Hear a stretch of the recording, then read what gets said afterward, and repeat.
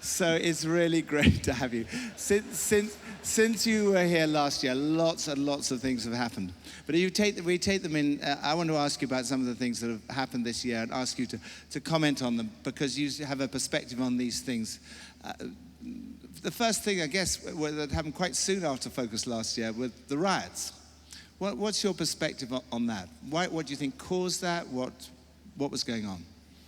It was a serious warning. The riots in August were a warning about a disintegration of social and family life, essentially.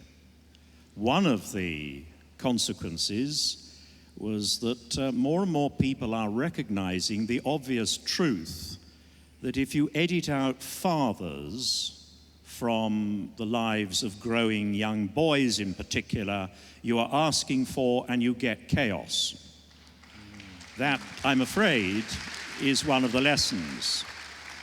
The other lesson is that immediately the churches, who are massively credible locally, even though sometimes they can appear massively incredible nationally, locally the doors were open. The people who were burnt out of their flats received help immediately, somewhere to go, somewhere to stay. There were clergy on the streets persuading young stone-throwing youths not to pelt the ambulance service as they went to try and look after the injured. So going around and talking to the police and people on the streets, I was immensely moved and proud by the way in which the church had immediately responded to the emergency. But it isn't something which we ought to simply congratulate ourselves on. It was a very severe warning to a society which has lost its moral compass. And it's one of the many signs that I think the church has been bewildered by the great social changes that have overtaken the country. We've been rather inward-looking. Frankly, now the ball is at our feet. There is such need. There is a question to us as to whether we are going to answer the challenge that's been laid down. In Jesus Christ, God's given us a picture of evolved human life, life in all its fullness. There is a vivid picture for us and a way, a truth and a life. And that is what has to be offered to people who, quite frankly, and I've talked to many of the young people who are involved in the riots, and one of the things that's so unnerving is that they're not people who feel shut out from the society of respectable people. They're very often people who believe they have a better way, and it's a way of individual pride and violence and followers and getting the kind of meaning in life, the kind of passion that comes from belonging sometimes to a gang. But it's, of course, a passion which spills over in violence and destruction. We have a passion to offer. We have a fellowship to offer. We have a community to offer. And it's a community, however, that flowers in all that's full of love and joy and peace. That's the challenge for us, because there are so many people finding in other kinds of lethal fellowships the sort of passion, meaning in life which every human being yearns for. So that is part of the challenge to us. It's no cause for complacency, what happened in London in August. But another big thing that happened during the year, which we saw on the news, and I think some people found it hard to work out quite what was going on, was the Occupy London outside St Paul's Cathedral. What was going on there? Well, there's a general sense of outrage that business in the City of London seemed to be going on as normal, that people who had been at the heart of an enormous financial crisis hadn't seemed to get the message.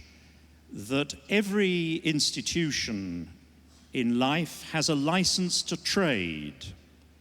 And unless there is a sense of a fair distribution of rewards and responsibilities, then that license to trade is withdrawn, and people settle things on the streets rather than through the usual channels that are open.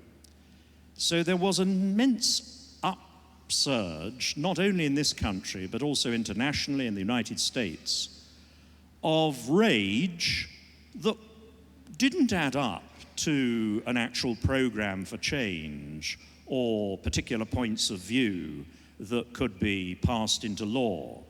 But there was an enormous sense of outrage and injustice. So people assembled, and they had very many diverse views. There wasn't one coherent view. But they certainly taught us as a church, didn't they, that symbolic action in the streets is immensely powerful in setting an agenda. And I sometimes think that we're too much in our church buildings.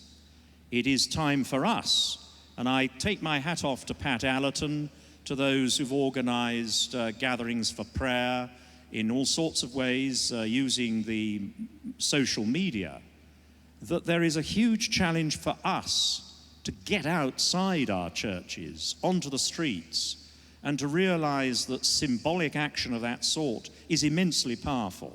One of the other things that's quite recent, I was in Trafalgar Square, for instance, for the dramatic presentation of the Passion of Jesus Christ on Good Friday, to have at the center of our world city, on the world square, the most moving depiction of the crucifixion, the Passion of Jesus Christ.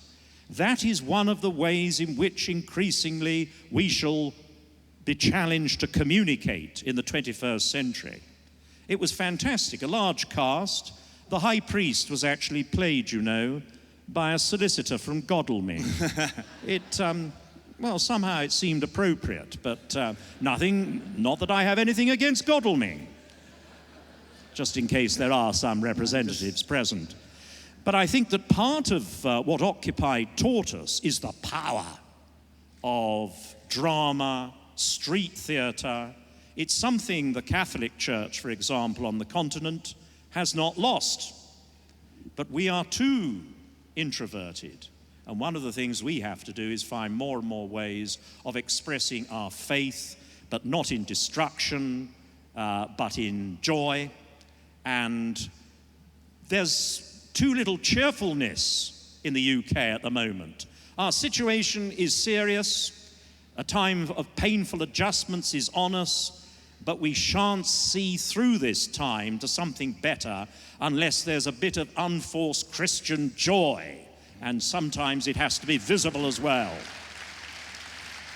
Speaking of joy, one of the wonderful things that's happened this year is the Diamond Jubilee celebrations. And when I introduced you at the leadership conference, I said you're the man who's had the opportunity to preach the gospel to more people than anyone else in human history, preaching the gospel to 2 billion people at one time at the royal wedding. And I happened to notice on television that you were on the royal barge going down the Thames. So give us an insider's perspective on the Diamond Jubilee.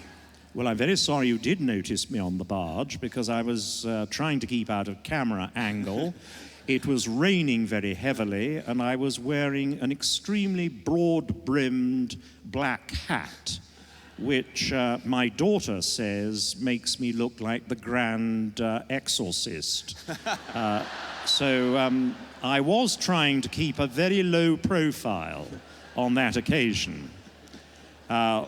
All I can say is that when everybody said that the Queen and Prince Philip were heroic to stand for 5 hours, that's absolutely true, although the Queen revealed that the answer to the mystery of why she didn't sit on one of those 2 inviting thrones was that the cushion, by the time it came to the possibility of sitting down, was so full of water, I would have sunk in a marsh.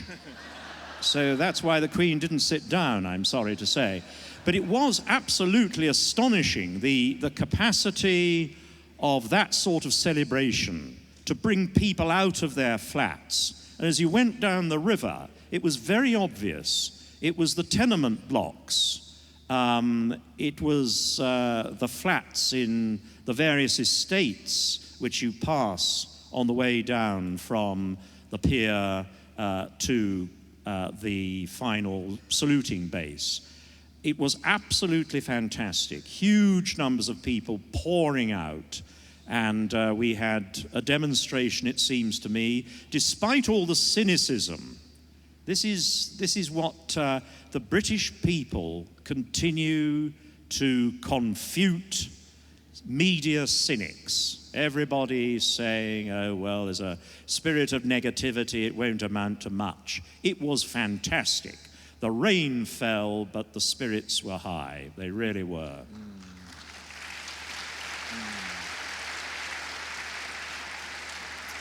And I have to say that I believe more and more in our Constitution. We have something very modern in this country. And the modern thing is we've separated the focus of loyalty from the political argy-bargy. That has its ups and its downs. Most political careers don't last for more than 10 years. The Queen, however, stands for those things which are beyond the partisan. And note this, she can and she does speak about Jesus Christ more explicitly than ever because she is a believer, and that communicates.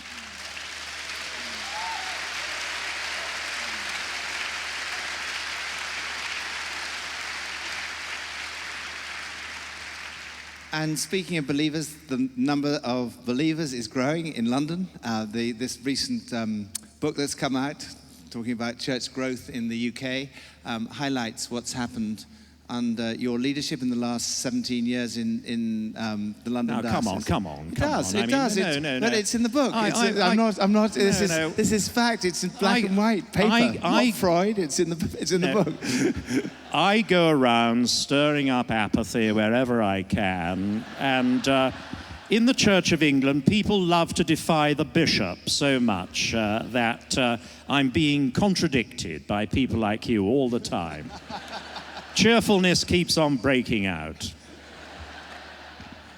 But it's the London diocese has grown 70% in the last 14 years, is it? I